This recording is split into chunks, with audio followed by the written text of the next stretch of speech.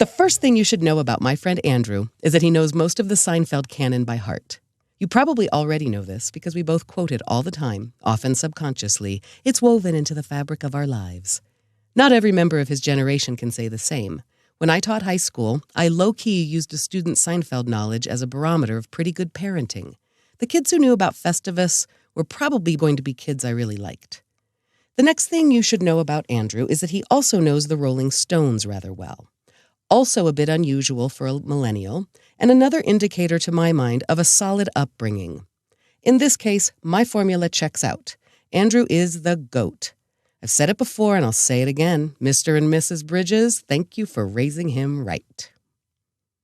The first thing you should know about my friend Mrs. Filholm is that she's recently divorced. As part of her divorce, she moved out, purchased the dollhouse, and set up a new homestead on the other side of town.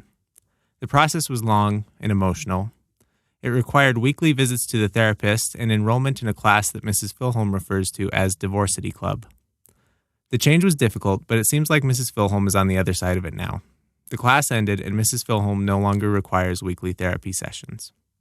The next thing you should know is that Mrs. Filholm still uses her married name, and she spends a lot of time with her ex-husband. It may seem strange, and some people may find it confusing, but relationships are messy and often inexplicable. All I know is that when it comes to Mrs. Filholm, you should always expect the unexpected.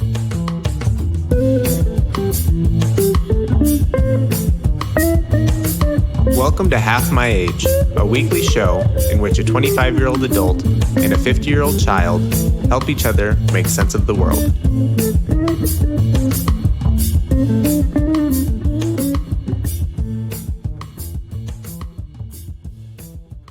Well, it's therapy day today, Andrew, so that's good. This is therapy day after a month of no therapy. Mm-hmm. So you've got a few things saved up for today? Sure do. Remember when we used to record after my therapy? Mm-hmm. It's sad for you that we don't.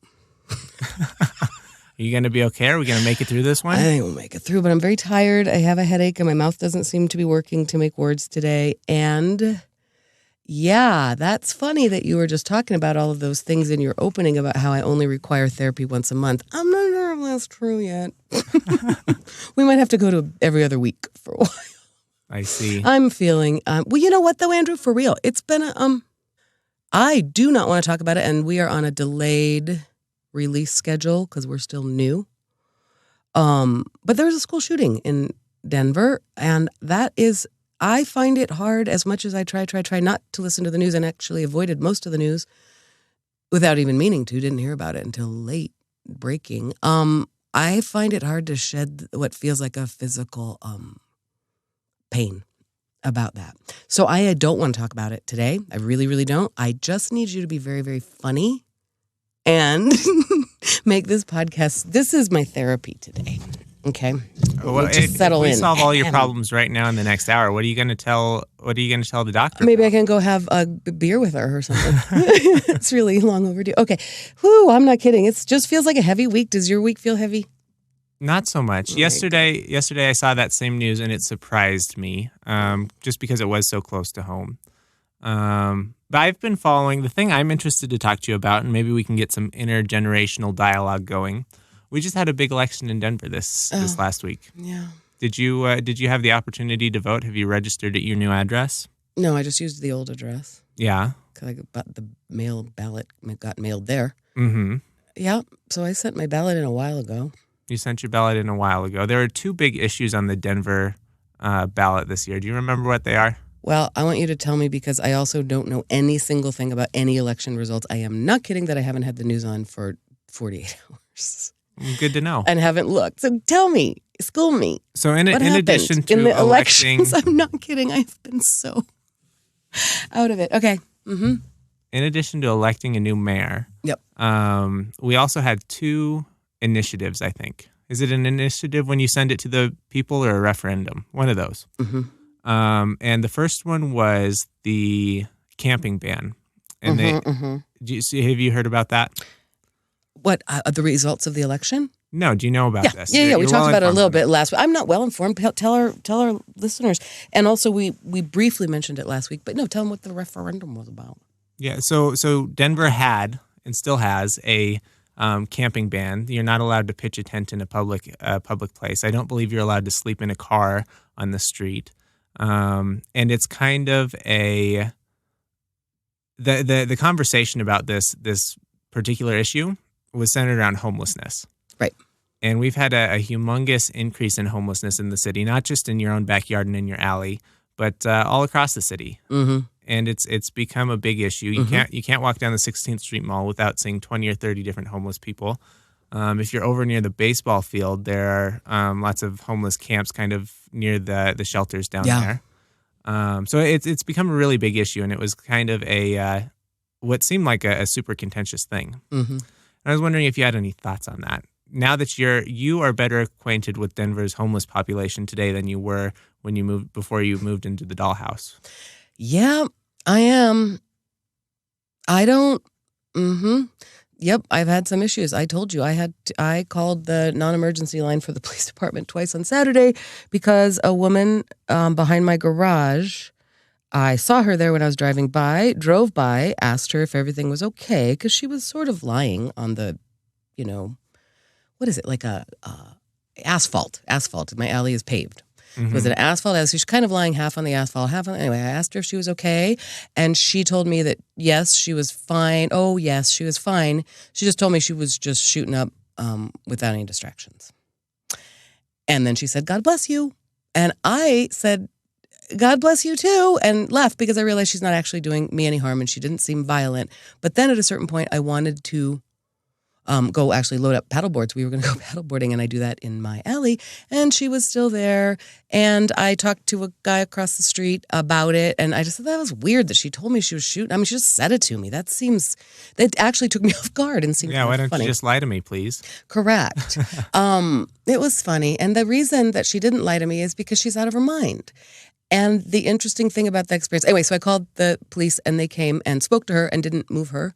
And then later she was going through my garbage and was actually a little bit on my property there. And that made me uncomfortable. And so I just called again, just like, can we just move her? And then she moved herself. She left and she actually called into the backyard, "God bless you," as she left. I mean, I think she was saying, "Okay, I'm going now." Oh, man. And you know what? It just makes me sad. It makes me uncomfortable because I think I'll get better. You said that you made friends with a homeless man in your alley when you lived at your permanent address house. And I think you could give me some advice on that. Maybe that's the intergenerational wisdom, because the truth is, I do have some thoughts on it, but the thought about that person is a little bit compassion. And then I thought, that's why my police officer friend said to me, "Don't befriend the zombies in the hood." Those were his first words to me. And I remember thinking, I don't befriend people in the hood. You know what I mean? I'm savvy. I'm smart. I live in New York City. Boy, you kind of want to give her a sandwich. Mm-hmm. This woman who is clearly not doing well. And then there was a second woman zombie, as we're going to call them, because we are the world's most offensive to the homeless podcast, we decided last week. That's our brand. I saw another woman. Man. And you know what she said to me? That was heartbreaking. This is going to be dark. She said, "Oh, are you going swimming?" Because I had the boards on top of the car and I had my swimsuit on. And she said, "Are you going swimming?" In that, she's clearly out of her mind way, just a junkie. And I felt sad because at some point she was a little girl on a warm day who went swimming. Mm-hmm. Whether it was at the public pool or the reservoir or the lake or whatever it is, that's fun. That's like innocent childhood fun. And she was once an innocent child who understood what going swimming was. And there she was like, I don't think she's doing a lot of going swimming, and fun, carefree. Well, maybe all her days are carefree in a way. Anyway, it made me very sad. And so I think that the issue of what we do with the homeless and how did the vote go? You just said we still have the ban? We still have the ban. So for a vote that was extremely contentious, before the election, it was a landslide in the election. I think something like 85% of people voted to keep the ban, meaning that it's still illegal for you to camp in a public place or to sleep in your car. What do you think of that? You must have thoughts on it because you brought this up. I do have thoughts on it. Yeah, tell me. So, I mean, homelessness is a complex issue, I suppose. Mm-hmm. And to me, there's nothing you can do, even if this ban stays in place. You can never stop people from being homeless in the city. Right. They're still going to sleep on the streets. They're still going to sleep in the doorways of buildings. It's just a problem that you can't fix with this ban. So the idea that it would help homelessness or be a step in the right direction to eliminate the ban seems it seems like it doesn't make a difference either way to me. Mm-hmm.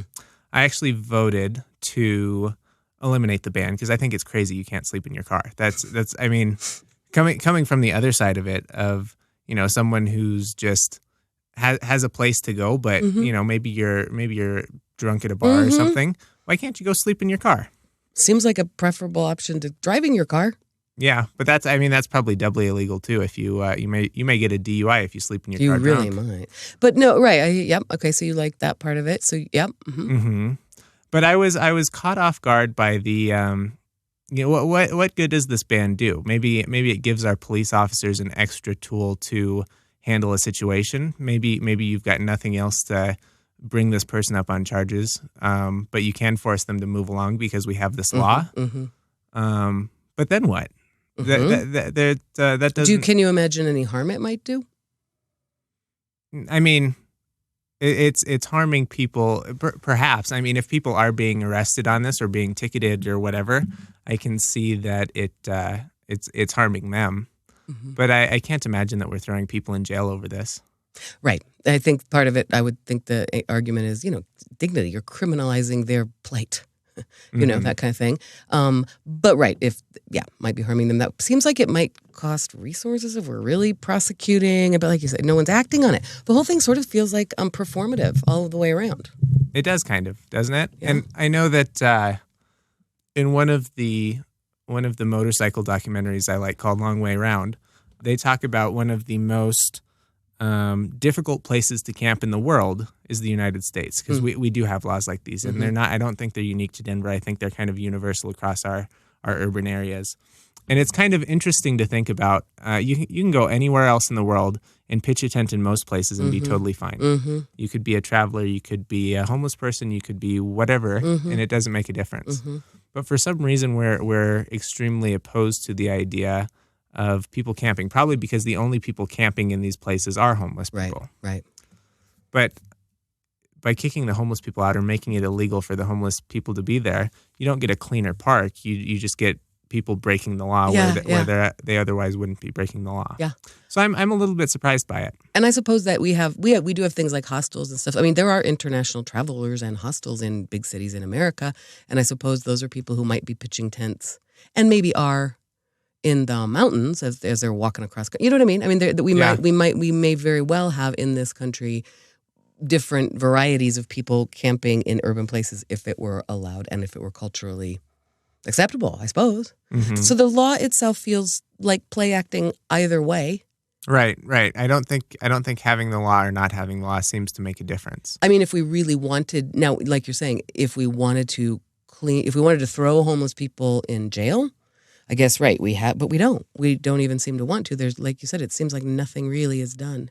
Mm-hmm. So what's your answer? What should we be doing? I don't have an answer. What should we be doing? I was on the light rail, which is our public transportation train, headed downtown a while ago, and I met a guy, and he had actually just been in jail, and he had gotten out, and he caught the light rail and was headed down to the 16th Street Mall to play the keys. Nice. He's a pianist, and if he's ever in need of money, he goes and plays the piano and makes enough money to do whatever he wants to do. Does he play those public ones out on the 16th Street Mall? Yeah. Nice. Yeah, that's exactly where he was headed. And he had mentioned that he was a new Denver resident, and I don't know, over the summer, this is like a year ago, he just picked up from Florida and he moved here. He came here. It seemed like a great place to be. And at this point, I don't understand. First of all, if you're homeless, I don't know enough about what compels you to go from one place to another or set out for Colorado from Florida. Mm-hmm. It seems like a really interesting thing. And for a while, we thought that maybe this whole influx was brought on by the legalization of marijuana. Mm-hmm. But at this point, enough other states have done it. Mm-hmm. Maybe they're suffering from the same issues. Maybe we've taken all of the homeless population out of the states that don't allow marijuana, and they've migrated en masse to Colorado and Washington. And How do you think that? I mean, do you think that's true? I have no idea. I don't understand. I just can't believe that homeless people care about the law of. It's easy to find weed. It always has been. Do you know what I mean? I can't imagine that they're so concerned about the legalization of assume that smoking weed is very important to them, enough that they're going to pack off and go to a place where it's legal. I can't believe that the legality of it matters to a person who's... Maybe it's not the legality. Maybe it's what the legality signifies, which is that we're just cool people. Oh, maybe it's a chill place to live. Oh, okay. So that's my thought. And I don't know. I mean, on the one side, I'm really interested in Denver growing. Whenever there's a big poll about, should this office come here, I was really interested in the Amazon thing. Sure. I pretty much always want that to happen. Yeah. I want Denver to be as big and great as it can be. As a native Denver person, that's probably an unpopular opinion. But it's exciting to me that people want to come here. And if this homeless thing continues, that's a bad look for the city. And it's also, it's a shame that we can't help the people who are right here. So it's kind of a big unsolvable problem. But I've been thinking about it a lot, and I haven't got anywhere. I haven't thought about it too much, to tell you the truth, which is interesting because it is affecting me more than it used to. And maybe that's why I've been thinking about it less, because it feels like maybe that's news. I don't know.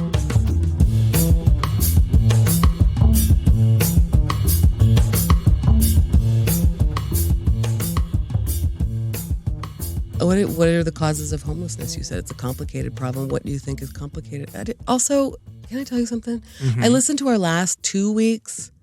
I really sound like I'm giving advice and sound like I think I know. I just want to point out that I don't know what I'm talking about on anything, and I hate it when I sound preachy, but do you want to school me? That's the intergenerational component of this podcast. Your generation just likes to talk down to all us young folks. I do. That's not, I don't care about talking down to you. I just feel like, God, I'm sorry that I was so whatever. I hate that. Preachy. Anyway, but do you want to get preachy? Not preachy. Do you want to tell me what you think the causes of homelessness are? Do you think that's interesting radio for our listeners? Maybe. Right. Maybe. If not, then they can tune in next week. It's a choice. To be honest, I don't know what the causes of homelessness are. I think for your everyday garden variety strung out junkie in the alley, I think that a lot of that is caused by mental illness. Maybe they had some kind of traumatic event. Maybe they were born without all the functional brain components to make them a happy, content, well-adjusted human being by our standards. Maybe it's a lot of things. Maybe they are the product of some kind of terrible environment. I don't know. So I think a lot of it does harken back to some sort of mental illness. I think when you've got, there's also the possibility, and these are probably a different kind of homeless person than you see in your alley, that people are just down on their luck. Perhaps they got laid off from a job and haven't been able to find some work.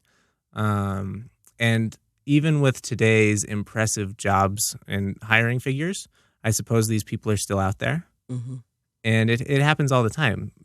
In my line of work, the artificial intelligence and software programming, and in Denver at large, a lot of people complain that the city's being taken over by highly skilled people who know how to program. Right. And they're pushing out the unskilled blue-collar.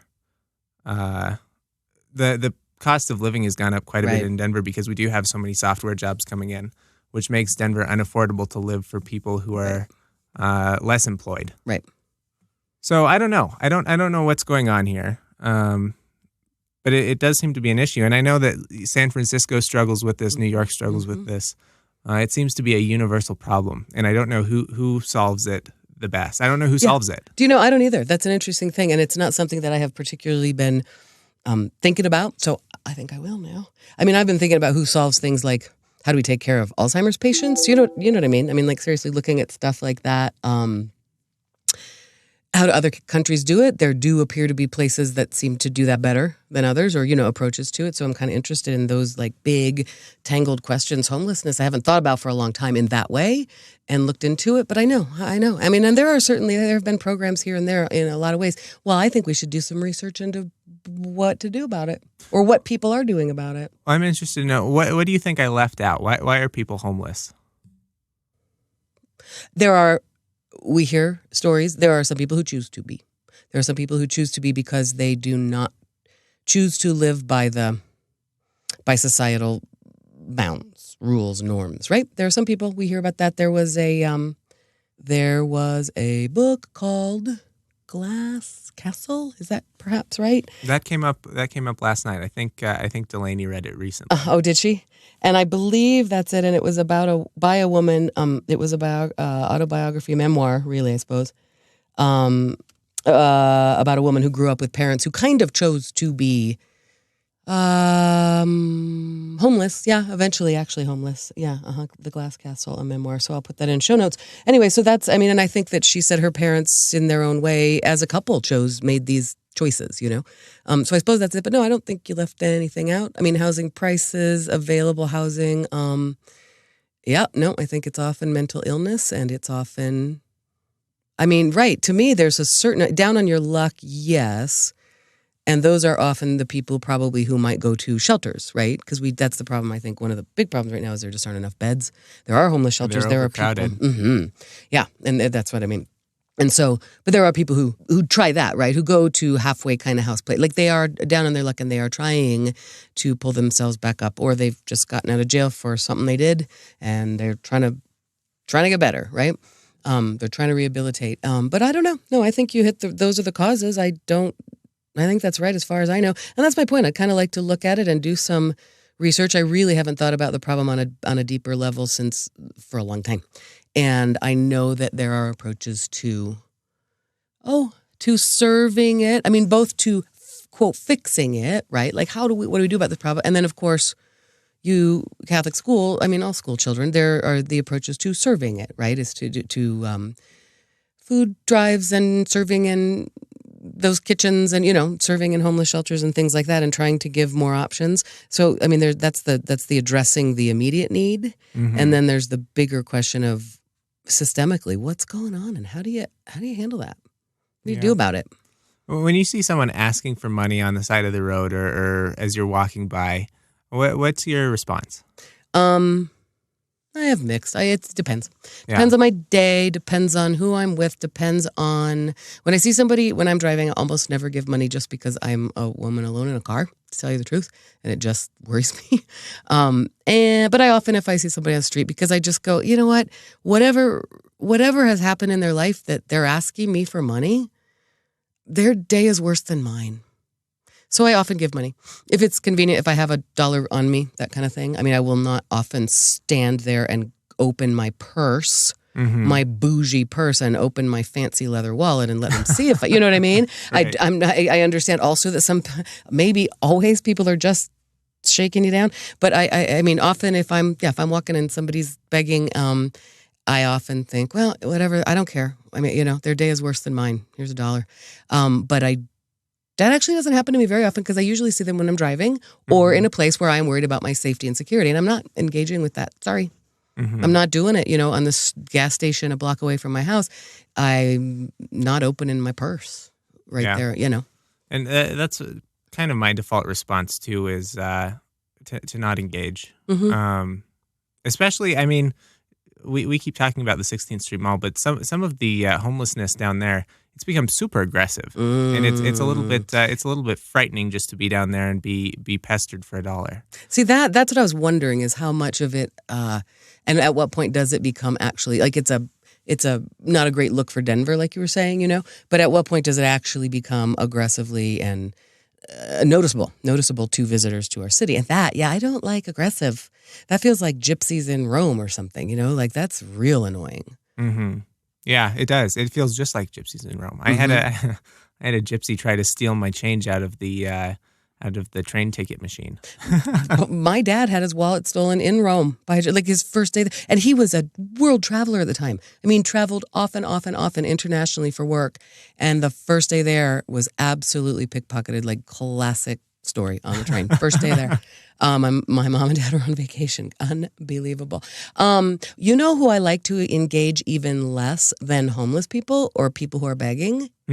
The people, oh my God, the people out in front of Trader Joe's talking to me about causes.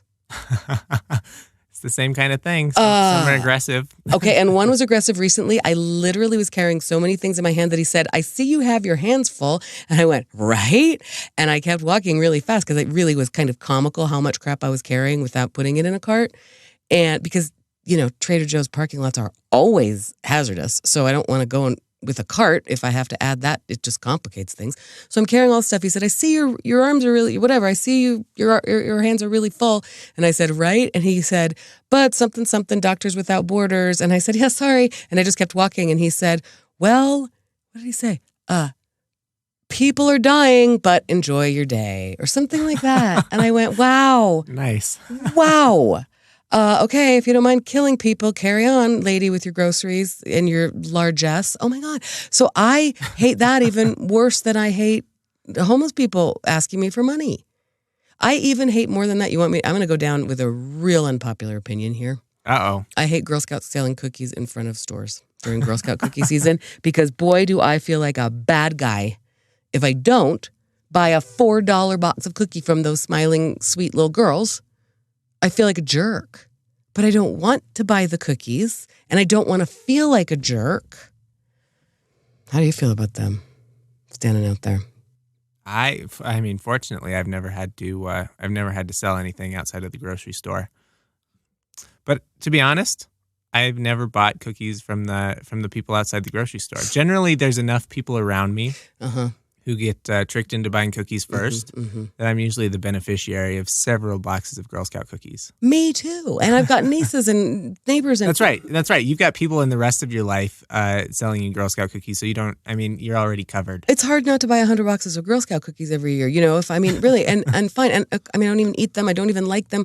I give them away. You can donate them back to Hometown Heroes. I get it. It's just that there's an expectation. I feel like an ogre when I don't buy a box of Girl Scout cookies from a cute little 8-year-old girl outside Safeway. I feel like a real jerk. Yeah. I don't like them. That's what they're counting on. And I don't, whatever. You send the kids to camp, Mrs. Filholm. I know. And they're teaching them to be entrepreneurs. I have seen some power moves that it's like, no, I don't want your cookies. Just have the $4.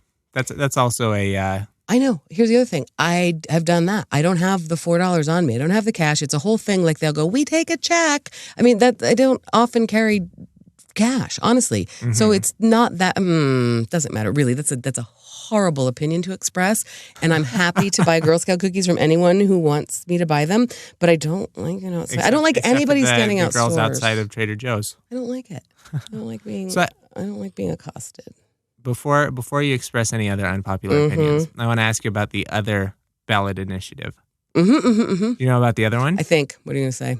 Not legalizing, but making it, the verbiage is kind of funny on this thing. Making hallucinogenic mushrooms the lowest priority for law enforcement and preventing the city, I assume it's the city, maybe it's the county, whatever, from spending any money enforcing crimes related to the sale, the consumption of, maybe the possession of hallucinogenic mushrooms. Mushrooms, specifically mushrooms. Yep. Why did that come up? I think, well, I can't say for sure. I know that in the tech community, there's been a lot of talk for a couple of years about experimenting with like LSD. Microdosing. It's not mushrooms, though. Mushrooms seems oddly specific to me. I thought that when I saw it on the ballot, and I thought it when I did hear it did pass, right? Very narrowly. Oh, okay. This was split almost 50-50. That one I heard about. That one you heard. You're not reading the news except when it comes to magic mushrooms. I'm not reading anything. I know your and that's Google what people alerts just lit up. You're like, oh my God, it passed. Ugh, no way. Yuck.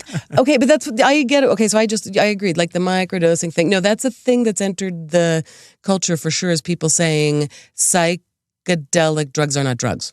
And I think that the argument of marijuana being a gateway drug for users is kind of trickled into the politics thing. If you can legalize marijuana, it's a small step to go from there to mushrooms. But why? I mean, you're right. It was such a funny proposition, and that it's just like, we're going to make it. Just don't bother people. Let them live. Live and let live is what that law was when it comes to magic mushrooms.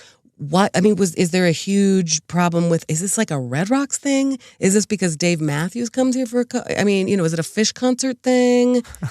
What is happening that we had? I don't get it. And I've done no research on it at all. Once again, I'm just a really informed voter. But why did it even come up on our ballot? Do you know? I don't know. I have no idea. I'd love to see the breakdown on, what percentage of the population has ever used mushrooms or uses mushrooms regularly. It seems like a fringe corner. Same. That's how it feels to me, too. In my nice, overprivileged little circle. I know. I know. I know. It seems odd to me. Okay, so it did pass. It did pass, and it was extremely close. I thought if there was going to be a landslide in those two votes, I assumed it would be mushrooms in favor of not legalizing. Yeah, right. I know. But it turned out the other way. Yeah, that's surprising, isn't it? Well, I was just thinking about, okay, now I'm really fascinated about that. Why was it even on the ballot? I maybe have just been in a fog for a while, let's face it, because I've done not even any speaking about it until very recently. Haven't researched the homeless thing for a long time, and now I'm like, oh, I really want to. That sounds really fun, Andrew. I'm going to look into that. It doesn't sound fun. It kind of does to me. It kind of sounds like a cool puzzle to think about. It kind of does sound fun. And I was just trying to think of what I have been researching, because it's not nothing. Like, what are the latest things that I have spent time looking into? Can I guess? Yeah. You're looking at outdoor furniture for the dollhouse. You're looking at Adirondack chairs. You're looking at lounges and settees. How do you say that word? Settee, I think. Yeah, you're looking at those. Mm-hmm. Yeah, no, you're exactly right. Last night I realized what did I do, and what I did was shop for a certain size of rug and end table, and only to realize that they don't exist. And I mean, like, really, that you're right. Okay, you're right. I have been researching that, but like I've also looked up some topics. But I'm just saying, if I could think what they were, they are so trivial and silly that maybe I should up my game and look into some, issues of import to our community. Andrew. Sure. Maybe it's time for me to step it up. I mean, if anyone needs to know the correct response for dealing with zombies in the alley, it's you. I know. It's you. It's right here. The problem really is, though, once, like we've said, once you start looking on anything, because of course how I heard about the terrible news this week was on Facebook. It's just too easy. I'll just have to do some very curated investigation into a couple of topics of import to our community, because what I can't take listening to the news. Do you think that the recent shooting affected you more heavily than most because you're a teacher? All the school shootings make me get a little PTSD for sure. And what do you think about the kids they inevitably get on the news who say, we prepped for this, we trained for this, and we knew it could happen to us? That's what I think is amazing, is that I think the kids are not as traumatized as the adults right now. Seriously. I'll have to find the article there. I think it was in the Colorado Sun, which is our new local paper. Shout out to them for starting up their own paper. There's a lot of people who left the Denver Post. Let's put them in show notes. Let's shut that out. The quotes from the kids were all measured, and this could just be the reporting, but they seemed very put together and kind of pragmatic about the whole thing, and the parents were just losing their mind. No, I think that's across the board. I've heard that a lot, and I think that's likely true. And I can't tell if that's great, because then that generation really will figure something out about this, because they're not so traumatized by it all the time. They're not even surprised by it, maybe. Or if I hate it so much because, God, you're too young. I don't know. Yeah, no, the whole thing. This one hit me. This was very close to a lot of people that we know. And no, every one of them hits me. And I remember the school shooting, the day of the school shooting, when I was in my first couple of years of teaching high school, and realizing, as many teachers do, I signed up for a first responder job. And I didn't know that. And that might be sort of true. And then to say to myself, I eventually did leave teaching, which was more of a choice for my family and things. But the weird thing that happened that night, I remember it, and saying, okay, yeah, and I'll go back in. Yep, you're right. And that's part of my job now. Now I know that I might have to be a first responder, and I love those kids, and I will take that mantle. But when you go into a different kind of job, you maybe know that. You're aware of it. Probably you are today. Sure. Probably teachers are aware today, but I became a teacher at a time that wasn't front and center, and then just realizing, oh man, teachers have, a teacher friend of mine recently said that when somebody pops a bag, a chip bag in a class, that teachers have a knee-jerk response to that. They think it's shots fired. It's horrible to me. I don't know. Anyway, and I literally, again, that's a problem. I have no idea what to do. And I don't have a hot take on it. I have in fact very few words. It's awful. Mm-hmm. And it's been, like I said, the words of my own self. And I'm sorry about this. And I realized it yesterday. Like, this is a bummer. I feel it like a physical pain presence. And the only thing to do to mitigate that in my daily existence is to not think about it. And then I feel maybe guilty for not thinking about it, or I feel, am I being insensitive to? And I kept going the past few days, Andrew, back to our discussion about is it good for me not to follow the news? Well, it certainly is healthier for my feels better, right? Mm-hmm. But maybe that's selfish. I don't know. But again, what can I do about it? What do I have to contribute to the discourse? Nothing. I got nothing. Nothing that's not already being said. Correct. By so many voices, and there's so many media trucks there, and yet nothing's getting out there. There's no real, there's a lot of information. I assume most of it is wrong in these early days. We get it. The funny thing is that all of that information, all of that churning of news and sound bites and talking to the kids and all of it, you know what we don't know? What the hell happened there and every other? It doesn't give us truth, it doesn't get us closer to the truth or knowing what the hell to do about anything. But boy, there's a lot of sound around things. There's a lot of words, there's a lot of discussion, there's a lot of conversation. I don't even know where it leads. So better for my mental health not to think about it, but I don't know. I don't know. We got to think about it. Yuck, I hate it. It hits. Just see a picture of that kid? The one who tackled the guy? The shooter. I saw pictures of one of them. He looks like half. Yeah, it's awful. I hate it.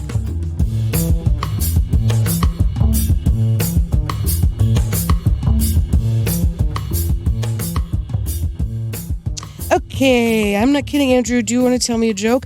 Do you have a joke to workshop? I did comedy this week. I did crowd work. That's hilarious. Yeah, on a lighter note.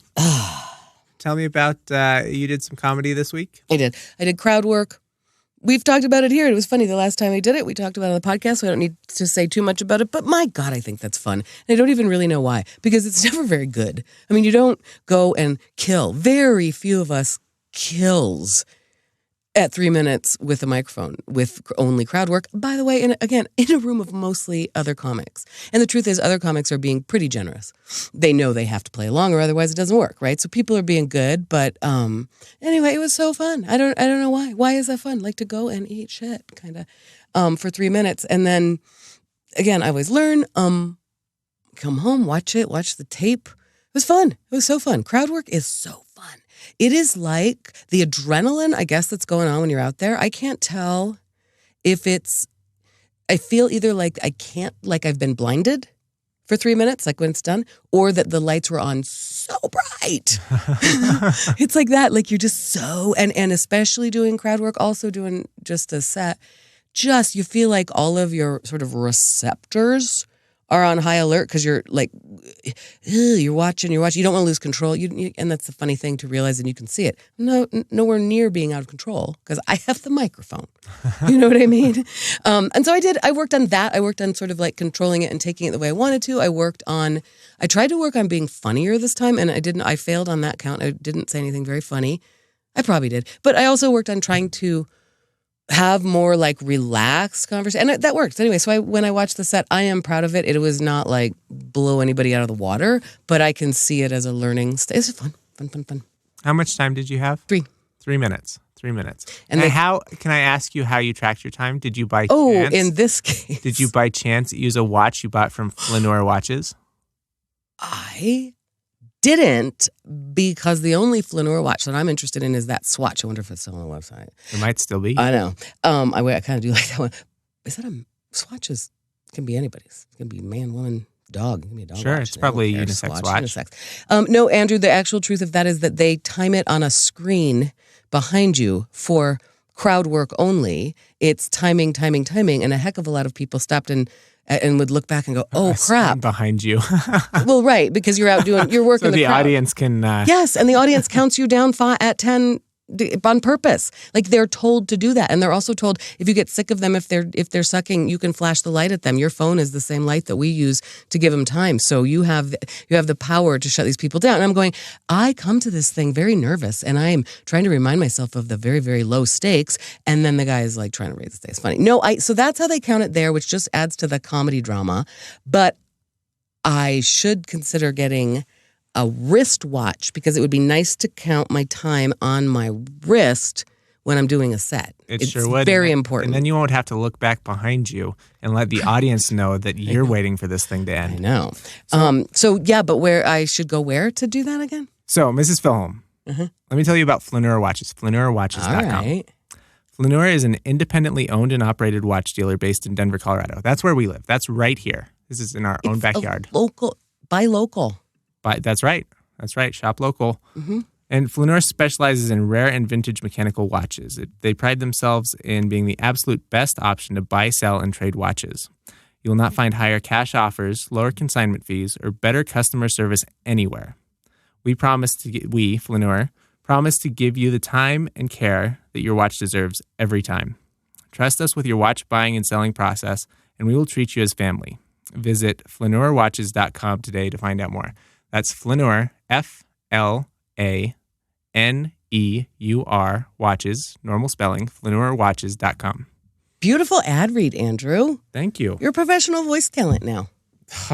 Okay, I'm looking at this swatch that I talked about. It still hasn't sold. That's so interesting to me. You better get on that. I've seen that watch in person. It's beautiful. Let me ask you something. How do you think? Okay, so what's intriguing to me about it right now is that I did try a wristwatch that did a digital countdown, right? A stopwatch, yeah. Stopwatch. Yep, that's what you had. That's the thing. Do you think that this would work for that? Like, could I easily on my wrist see 3 minutes on the? What I like about it is that it's this mechanical thing. The face isn't going to change. What I don't like about wearing a digital watch on my wrist when I'm doing comedy is that I might hit the button and it stops it or whatever, right? Is there a way to do that on this watch, do you think? Oh, I'm sorry, I'm looking at it now. Do you think that on a mechanical watch like that you could, how would I know? I can tell you that this watch in particular, if you're going to do your timing, you're just going to have to follow the second hand around. What you're looking for a chronograph, which is a watch that's got that built-in stopwatch function. And these things exist. They're all over the place. They're beautiful. They are. Yes, they sure are. And I'm looking at Flaneur's website, and they have one chronograph on here, and it's the Breitling and Meister chronograph. Breitling and Meister. I see Breitling. I like the way that they have the brands of the watches at the top of that webpage. Oh, that's pretty. That's a man's watch. I can't wear that, and I can't spend that much money on a watch. That's beautiful. First of all, you know better than anyone else that men and women are the same, and they can wear whatever watch they damn well please. You know what else? That is a true story, and on my chunky little body, a man's watch might be badass. It might be. So if you're looking at that watch in particular, cool. You see those subdials. Yeah. And then you see the button above the crown and below the crown. Yep. So those are your start, stop, and reset buttons. So that automatic mechanical watch has the ability to run, keep time as normal and have a second timer running at the same time. It's super cool. Are there two stopwatchy things right there on those little tiny clock faces? I'm not exactly sure how that particular chronograph works. I'd have to play with it. One is 45 and one is 60. Mm-hmm. Okay, that's so boring because nobody else is looking at that watch, but I find that to be a very pretty watch. It is pretty. Mm-hmm. I like it a lot. What if you wanted to sell a watch? If you just contact these guys? You sure can. I think Flaneur Watches, they buy watches and they also consign watches, I believe. I think they're running a promotion in May where they've dropped their consignment fees if that's something you're interested in doing. Nice. I see right here at the top of the webpage it says sell to us. So that's the answer. If you want to sell a watch, you should go check them out, though, you guys, because they're really pretty watches. Thanks to our sponsor, fleurwatches.com. Costs us a little bit of money to make this podcast. We don't have a ton of listeners. We're not working very hard to get a ton of listeners. But so this sponsorship feels like it really feels like an act of charity and support that I appreciate so much. I disagree, Ms. I know you do. If you choose to sponsor our podcast today, these episodes, they live in perpetuity. More people find the podcast every single week, and they're listening to the back catalog all the time. I think now, more than ever, is the best time to buy a sponsorship on HMA. Stop apologizing. I totally think it is because it's really, really affordable. So anyway, but thanks to FluenarWatches.com, our very first sponsors. They're the best. They're the best. Awesome. Good. I was hoping for that. Okay, I got to tell you, that's one of our listeners who became a sponsor. I do want to tell you about, I got feedback from, I got snail mail yesterday. We're getting to the feedback portion of the show? Yep. Game on. Tell me about your snail mail. I got some snail mail yesterday, and it was a card that actually said, like, licensed snail mail, which is hilarious. That was the stationery. And it was from my realtor, and guess what it said? I love listening to your podcast. You're doing such a great job. Thanks for putting it out there every week. Keep up the good work.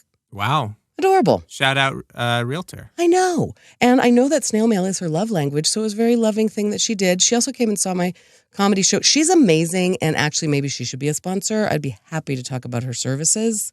I'm not sure right now if she wants to be named. Sure. Who knows? She found you the perfect place, the dollhouse. Oh, my God. And I was, as we all have heard, that process. I was a pretty clueless client, and she just took care of me and was fantastic. Second piece of feedback I have is that my godmother, Aunt Christy, binged all, 16 episodes that are out there currently in like 1 week's time. Your poor Aunt Christy. I know. My condolences. Oh my gosh. Okay. She hadn't heard it at all.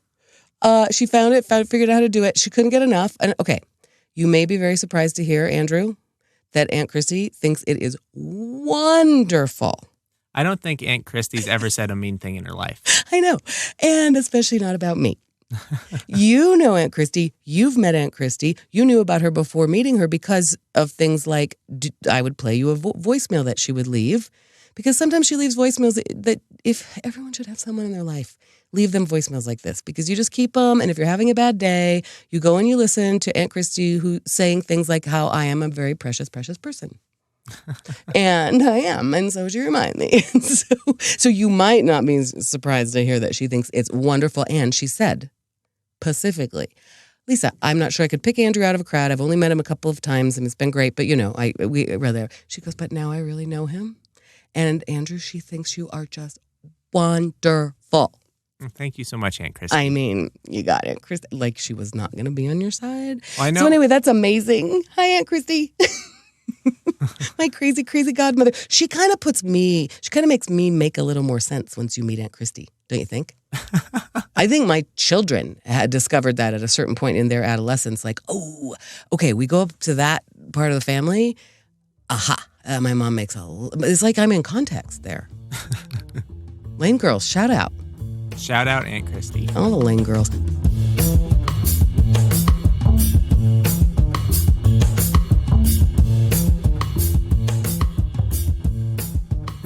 All right, what else? You got any feedback? Let's see. I didn't get too much interesting viewer mail this week. I think we've given the viewers a lot to chew on with all of our conversation about the Green Book and do the right thing. I never want to talk about it again. Let's see. I apologize to you and to pop culture for getting preachy. That's my apology to pop culture. Did you see anything cool on your way to the dollhouse today? No, today we keep having, it seems like Thursdays are our day of the week for unseasonable weather. Yeah, no kidding. Early on it was nice weather. Now we're in May. It's middle of May, and it's 40 degrees outside. It was snowing. Everyone was indoor. Actually, I did see something kind of cool. There's a skunk on the side of the road, a dead skunk. Gross. And it was like in perfect shape. It didn't look like it'd been hit by a car or anything, even though I'm sure it had. And that always cracks me up, like it just lay down and died. Yeah, right there in the gutter. It reminded you of what? When I was a young child here in Denver, my parents purchased me a skunk skin hat from the stock show. and I wore that thing every day for months. So cute. Did it have the tail? Yeah, it sure did. It was like a coonskin, but it was a skunk coonskin tail. That's so cute. I adored that hat. It made me so happy, and it probably still lives today at my parents' house. Oh, it's so cute. And it reminded me of that. I wanted to go pick up that roadkill. We were just We were just talking in the past week about a time that we were in South Dakota at some state park. We were, and maybe it was Minnesota, but anyway, we have a picture of our boys becoming junior park rangers.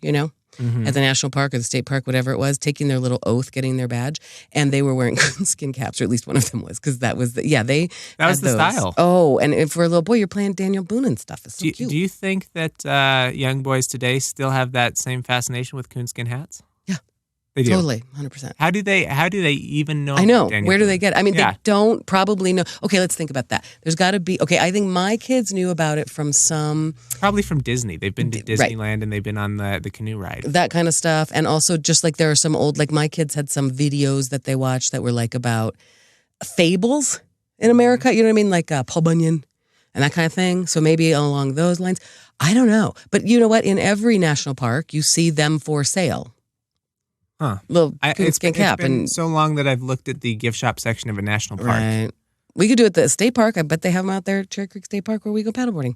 I'm not kidding. I swear. That's exactly the kind of fair that you see, or like on down in, like at a tchotchke kind of gas station-y place, Mm-hmm. On the Great American Highway in the West and Middle West. Probably the whole country wide, you'll see coonskin cap for sale for little boys. Yeah, cute. Skunk skin, though, that's extra. That is extra. It's adorable. That's how I roll. I saw a dead cat on my walk recently in the morning. Same-ish. It wasn't even on the road. Did you prep that? Was that in your mind before you came into the podcasting session today that was going to be today I saw in the hood? Dead cat? Yeah. No. Oh. It wasn't today. I was wondering if there's just some weird coincidence that there's a lot of roadkill in your neighborhood. Well, I was kind of wondering that because I have... Do you keep hearing my notification? I sure do. I don't get it because you can just mute your computer. I swear I snoozed my all notifications, so curious. I think that's kind of my point. I think there might be a little bit of roadkill in this neighborhood because I have seen 2 dead cats. But the one was not even on the road. It was on the grass. Ooh, was it one of your big hawks? I don't know, because like your skunk, it looked like it had lay on its side with both its feet legs straight, completely, just sleeping. A nice natural causes death. Sleeping is just sleeping cat. No, I don't know, because there are those hawks out there. No, I didn't leave the compound today, so I didn't see anything good on the way here today. I've already told you about the not fun thing I saw in my backyard. I want to talk to you about that alley situation, because then that woman was in my alley for hours and hours and hours. Mm-hmm. Like 9:30 in the morning till almost 2 in about the same spot, except that then when she got up and scattered You were an English teacher, Mrs. Filholm? I know. I told you my mouth words don't work today. My mouth words are broken. She scattered some of my actual garbage around the alley. I mean, it was like, I'm thinking you're not harmless, but that's just annoying. Anyway, here's the thing. I couldn't see her for most of that time. I did not have a good way to see her. My cameras that I have, my security cameras, do not show me the alley. Mm-hmm. Do you think I need to change that? I really that day felt compelled. I think ignorance is bliss. That's what I thought you were going to say. Mm-hmm. And then I thought about it. We've talked about it with news. Is ignorance bliss? With what my kids are doing. I want to hear about all of your shenanigans after you're good and safe. But do you think that's the same about the alley? The one thing I might do to beef up your alley security is I would make sure that you've got some kind of sensor on your garage door so that you get an alert if it's not down. Right? You need a garage door app because you don't want to have someone in your garage door or you accidentally walk away from your garage with it up. Sure don't. No. I mean, I'm very paranoid about. You know what? There is an app. It is connected. I'm going to call my garage door guy. He mentioned that to me. I'm pretty sure I have that feature. I just haven't hooked it up. Right, and that'll give you. I don't know if you're the kind of person who worries after you drive away that you've left your garage door up, but that's my chief worry in life. At least it was when I had a garage. That was the one thing I worried about.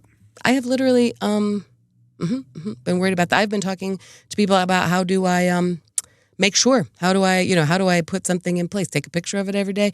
I think I do have a protocol now that I go through. I pull out, I wait, I watch that door hit the ground and stay before I put my car into drive to go forward. So I think I do that every time. But yeah, I have actually once driven back after driving a few blocks away. I'm just not sure I did it.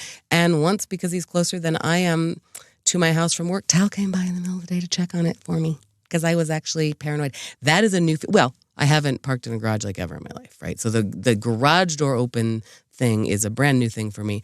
But it is funny that it is like the degree of, it makes me feel crazy, like OCD person. Oh, yeah.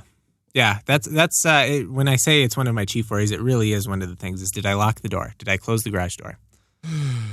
I know. But, so you're right. Maybe but like I said, I'm sure that's a thing. I think I can do things with it remotely. All right, I'm checking into that right there because you're right. That would make me feel better. But I want to see what's going on there. But then I think, well, maybe I don't. No, you don't. Really? I think, you just check and make sure your garage door is closed, that the straps are strappy. And then you just go on about your day. It's weird, isn't it? Can you help me know how did you make friends with your homeless person? It was inadvertent. There are enough days when I go to work and he's out there that it's inevitable. But it sounds like your homeless people are more transient. You don't seem to have regulars. Doesn't seem like it. I sure hope that continues. I do not really want a regular. Just passing through. Everybody just passing through. I don't know, man. I don't know. Well, we were talking about, right, how I could prevent it. Tal said spray sugar water and attract a lot of wasps so that I just have bees back there. That's so funny. That seems good, except then you've got bees back there. Then I've got bees back there. That's what I said. Then I've got bees. But I mean, that is pretty funny. I thought, okay, I'm not kidding. I really spent some time thinking about it, not actively, and didn't go research it or anything, but like, I went, okay, when they don't want teenagers hanging out at a gas station, they play classical music. Like, what could I do back here to make it I can't imagine why it's a welcoming environment. It's asphalt, as I described, and a bunch of weeds. And a garage door. Why? Well, it's probably not very PC to think about all the ways you can keep the homeless people away. I know. But how you can harass the homeless people. But I'm interested. It reminds me of those little forks they put on street lights and stuff to keep the birds from nesting up there and shitting on the cars. Correct. That's what I'm saying. Somebody that we were with, right, said broken bottles. Right? Like make a little... Go break some bottles in the alley. Your neighbors would love that. They'd love that. You'd be like, no, I'm increasing property values by breaking bottles back in and keeping the homeless away. Exactly. I know. I mean, oh man, you saw that on my existing fence. The number one thing I think is that I need to... That fence there does not make me feel super secure, mostly just because you can see in. There are gaps in it, right? It was a temporary fix, and I know that. I think I need to make that. That will make me feel more secure because I guess that's going to be my reality is this is my compound, and we're just going to pretend I don't know what's going on or I don't know what's going on right there. Good fences make great neighbors. Yeah, I guess. That's what you need. You need a better fence. Like at the exact moment that this was happening in my backyard, making me just feel a little uneasy. You know, you look out my front yard, it was a beautiful day, unseasonably warm, and there were kids scootering down the street. And there was a young man and his pregnant wife and their dog taking a walk. I mean, you look out and it is like Middletown America. And in the back, you got the zombies. You've got a mullet of a house. Around. You've got business in the front and party in the back. I really do. You've got a mullet house. Okay, dollhouse is dead, mullet house is in. No, I don't want mullet house. Mrs. Filholm, you know what I just did right there in that moment? I brought the ruckus. You did? I sure did. You and your mullet house. I feel like we didn't talk about anything. You totally brought the ruckus. We talked about a lot of things. You should ring the bell. Great job on the ruckus bringing. Thank you, Mrs. Filholm. Is that it?